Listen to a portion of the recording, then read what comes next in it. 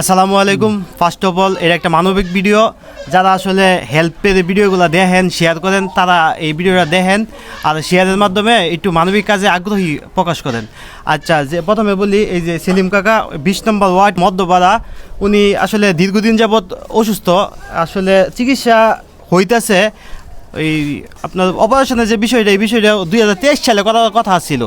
এখন যে কোনো একটা ফিনান্সিয়াল ক্রাইসিস বা অন্য যে কোনো কারণে এই 25 সালে লাস্টে আয়া এই লোকের অবস্থাটা খুব খারাপ অবস্থা হয়ে গেছে। আমি আসলে দেওয়ার পর আমার নিজেরই অনেক খারাপ লাগতেছে। মানে 2023 সালে রুগীর অবস্থা ভালো না থাকার কারণে ডাক্তারে বলছিল যে অপারেশনটা করার জন্যে। এখন 25 সালে তার অবস্থা এতটাই খারাপ হয়েছে, ফ্যামিলি ব্যাকআপ মানে পুরোপুরি শেষ। এখন আমরা না পারতে আমাদের আশেপাশে যারা আছে, যারা কন্টেন্ট ক্রিয়েট করতেছে তারা, আর আমরা এই সজল ভাইয়ের উদ্যোগে আমরা এখানে আসছি, পলাশপুর মধ্যপাড়া, ওনার কাছে আসছি যে আপনারা যেভাবে পারেন ওইভাবে সাহায্য সহযোগিতা করেন। মিনিমাম 5 লাখ টাকার মামলা। আপনি ধরেন 5 লাখ টাকা যে ফ্যামিলি থেকে বিলং করতেছে, এই ফ্যামিলি থেকে 5 লাখ টাকা কোনোভাবেই দেওয়া সম্ভব না। আশেপাশে যারা আসছিল মোটামুটি তারা সবাই সাহায্যের হাত বাড়ানোর কারণে 1 লাখ টাকার মতো তারা কালেকশন করছে। মিনিমাম আরও 4 থেকে 5 লাখ টাকার মতো টাকা লাগে। এখন আপনারা যারা ভিডিওটা দেখতেছেন তারা শেয়ার করবেন, আর যেভাবে পারেন ওইভাবে টাকাটা কালেক্ট করার জন্য সাহায্য, যেভাবে পারেন ওইভাবে সাহায্য করার চেষ্টা করবেন। আচ্ছা, আমরা একটু কাছেও আপনার এখন শারীরিক পরিস্থিতির কথা একটু আপনি বলেন। আমার পরিস্থিতি একেবারে খুব খারাপ। আমার মানে কথা কই আমি যে এরকম কোনো নাই, এই যে সারা দিন সারা 24 ঘন্টা অনবরত বেদনা আছেই। ব্যথা ডাক্তার যে ব্যথার ওষুধ দিছে ওইগুলো কি কাজ করে না? না, ওটি এখন আর কাজ করে না।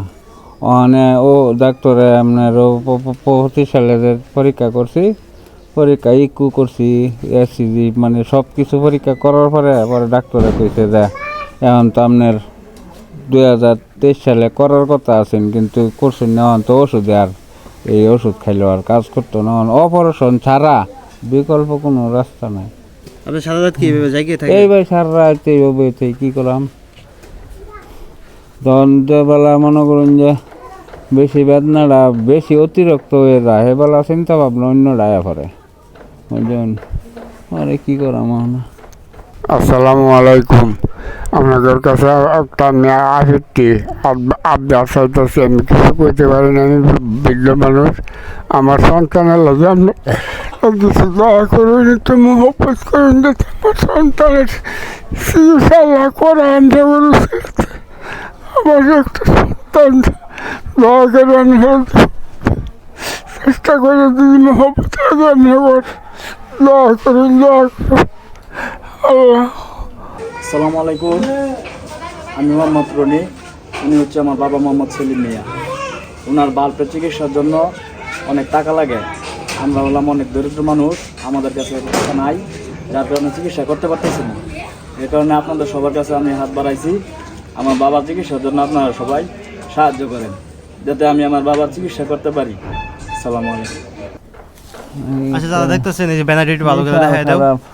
ওই বিকাশ নাম্বার, নগদ নাম্বার দেওয়া আছে, আর সমস্যার কথাগুলো আপনার দেওয়া আছে। আর যদি কেউ ফিজিক্যালি আইসা দেখা করার চেষ্টা করেন তাহলে এই যে ঠিকানা হচ্ছে কেওয়াটখালী মধ্যপাড়া, আবুল মেম্বার বাড়ি। এখানে বললে মানুষ চিনবে, আর ওনার নাম বললেও চিনবে, সেলিম, সবাই চিনে। আপনারা যদি সরাসরি আইসে কেউ মানে ওনার সাথে দেখা করে সহযোগিতা করতে চান তাহলে ওটাও পারেন।